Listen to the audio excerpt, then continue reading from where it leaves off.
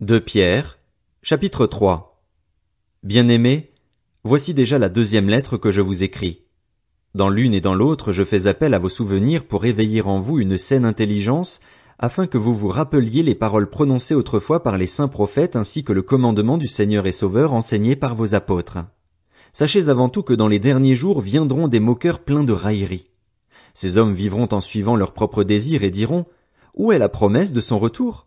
En effet, depuis que nos ancêtres sont morts, tout reste dans le même état qu'au début de la création. De fait, ils veulent ignorer que des cieux ont existé autrefois par la parole de Dieu, ainsi qu'une terre tirée des eaux et au milieu d'elle. Ils oublient volontairement que le monde d'alors a disparu de la même manière, submergé par l'eau. Or, par la parole de Dieu, le ciel et la terre actuels sont gardés pour le feu, réservés pour le jour du jugement et de la perdition des hommes impies. Mais s'il y a une chose, bien-aimés, que vous ne devez pas oublier, c'est qu'aux yeux du Seigneur un jour est comme 1000 ans et 1000 ans sont comme un jour. Le Seigneur ne tarde pas dans l'accomplissement de la promesse, comme certains le pensent.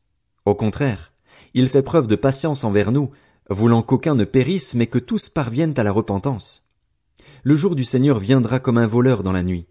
Ce jour-là, le ciel disparaîtra avec fracas, les éléments embrasés se désagrégeront et la terre avec les œuvres qu'elle contient sera brûlée. Puisque tout notre monde doit être dissous, combien votre conduite et votre piété doivent-elles être saintes?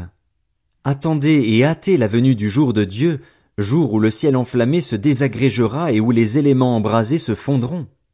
Mais nous attendons, conformément à sa promesse, un nouveau ciel et une nouvelle terre où la justice habitera.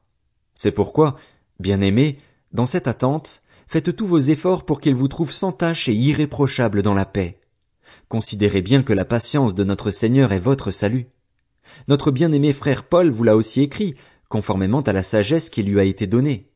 C'est ce qu'il fait dans toutes les lettres où il parle de ces choses. Il s'y trouve certes des points difficiles à comprendre, et les personnes ignorantes et mal affermies en tordent le sens, comme elles le font des autres écritures, pour leur propre ruine. Bien-aimés, vous voilà avertis. Tenez-vous donc sur vos gardes, de peur qu'entraînés par l'égarement des impies vous ne perdiez la ferme position qui est la vôtre. Mais grandissez dans la grâce et dans la connaissance de notre Seigneur et Sauveur Jésus-Christ. À lui soit la gloire, maintenant et pour l'éternité. Amen. 1 Jean, chapitre 1. Ce qui était dès le commencement, ce que nous avons entendu, ce que nous avons vu de nos yeux, ce que nous avons contemplé et que nos mains ont touché concernant la parole de la vie, nous vous l'annonçons. La vie, en effet, s'est manifestée. Nous l'avons vue, nous en sommes témoins et nous vous l'annonçons, cette vie éternelle qui était auprès du Père et qui s'est manifestée à nous. Ce que nous avons vu et entendu, nous vous l'annonçons à vous aussi afin que vous aussi, vous soyez en communion avec nous. Or, c'est avec le Père et avec son Fils Jésus-Christ que nous sommes en communion, et nous vous écrivons cela afin que notre joie soit complète. Voici le message que nous avons entendu de lui et que nous vous annonçons. Dieu est lumière et il n'y a pas de ténèbres en lui. Si nous disons que nous sommes en communion avec lui tout en marchant dans les ténèbres, nous mentons et nous ne mettons pas la vérité en pratique. Mais si nous marchons dans la lumière, tout comme Dieu lui-même est dans la lumière, nous sommes en communion les uns avec les autres et le sang de Jésus-Christ son Fils nous purifie de tout péché. Si nous disons que nous n'avons pas de péché, nous nous trompons nous-mêmes et la vérité n'est pas en nous. Si nous reconnaissons nos péchés, il est fidèle et juste pour nous les pardonner et pour nous purifier de tout mal. Si nous disons que nous n'avons pas péché, nous faisons de Dieu un menteur, et sa parole n'est pas en nous. 1 Jean, chapitre 2. Mes petits enfants, je vous écris cela afin que vous ne péchiez pas. Mais si quelqu'un a péché, nous avons un défenseur auprès du Père, Jésus-Christ le juste. Il est lui-même la victime expiatoire pour nos péchés, et non seulement pour les nôtres, mais aussi pour ceux du monde entier. Si nous gardons les commandements de Christ, nous savons par là que nous l'avons connu. Celui qui prétend l'avoir connu alors qu'il ne garde pas ses commandements est un menteur, et la vérité n'est pas en lui. Mais l'amour de Dieu est vraiment parfait en celui qui garde sa parole. C'est à cela que nous reconnaissons que nous sommes en lui. Celui qui affirme demeurer en Christ doit aussi vivre comme il a lui-même vécu. Frères et sœurs, ce n'est pas un commandement nouveau que je vous écris, mais un commandement ancien, celui que vous avez reçu depuis le début. Ce commandement ancien, c'est la parole que vous avez entendue dès le commencement. Toutefois, c'est aussi un commandement nouveau que je vous écris, Sa nouveauté se vérifie en lui et en vous, car les ténèbres se dissipent et la vraie lumière brille déjà. Celui qui prétend être dans la lumière tout en détestant son frère est encore dans les ténèbres.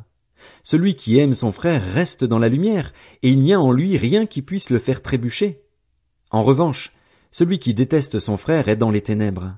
Il marche dans les ténèbres, sans savoir où il va, parce que les ténèbres ont aveuglé ses yeux. Je vous écris, petits enfants, parce que vos péchés vous sont pardonnés à cause de son nom. Je vous écris, Pères, parce que vous connaissez celui qui est dès le commencement. Je vous écris, jeunes gens, parce que vous avez vaincu le mauvais. Je vous écris, petits enfants, parce que vous connaissez le Père. Je vous ai écrit, Père, parce que vous connaissez celui qui est dès le commencement. Je vous ai écrit, jeunes gens, parce que vous êtes forts, que la parole de Dieu demeure en vous et que vous avez vaincu le mauvais. N'aimez pas le monde ni ce qui est dans le monde.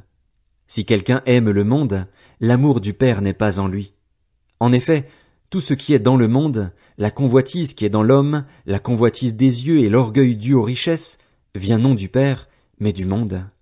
Or le monde passe, sa convoitise aussi, mais celui qui fait la volonté de Dieu demeure éternellement. Petits enfants, c'est la dernière heure. Vous avez appris que l'Antichrist vient. Or, déjà maintenant, il y a plusieurs antichrists. Par là nous reconnaissons que c'est la dernière heure. Ils sont sortis du milieu de nous, mais ils n'étaient pas des nôtres, car s'ils avaient été des nôtres, ils seraient restés avec nous. Mais cela est arrivé afin qu'il soit bien clair que tous ne sont pas des nôtres. Quant à vous, vous avez l'onction donnée par celui qui est saint et vous avez toute connaissance. Si je vous ai écrit, ce n'est pas parce que vous ignorez la vérité, mais parce que vous la connaissez et qu'aucun mensonge ne provient de la vérité. Qui est menteur? N'est-ce pas celui qui nie que Jésus est le Messie? Tel est l'Antichrist, celui qui nie le Père et le Fils. Si quelqu'un nie le Fils, il n'a pas non plus le Père. Celui qui se déclare publiquement pour le Fils a aussi le Père. Pour votre part, retenez donc ce que vous avez entendu dès le commencement. Si ce que vous avez entendu depuis le début demeure en vous, vous demeurerez vous aussi dans le Fils et dans le Père. Et voici ce qu'il nous a lui-même promis, c'est la vie éternelle. Je vous ai écrit cela par rapport à ceux qui vous égarent. Quant à vous, l'onction que vous avez reçue de Christ demeure en vous et vous n'avez pas besoin qu'on vous enseigne. Au contraire, puisque la même onction vous enseigne sur toute chose, qu'elle est véridique et dépourvue de mensonges, vous demeurerez en lui comme elle vous l'a appris. Et maintenant, petits enfants, demeurez en lui. Ainsi, nous aurons de l'assurance lorsqu'il apparaîtra, nous n'aurons pas la honte d'être loin de lui lors de son retour.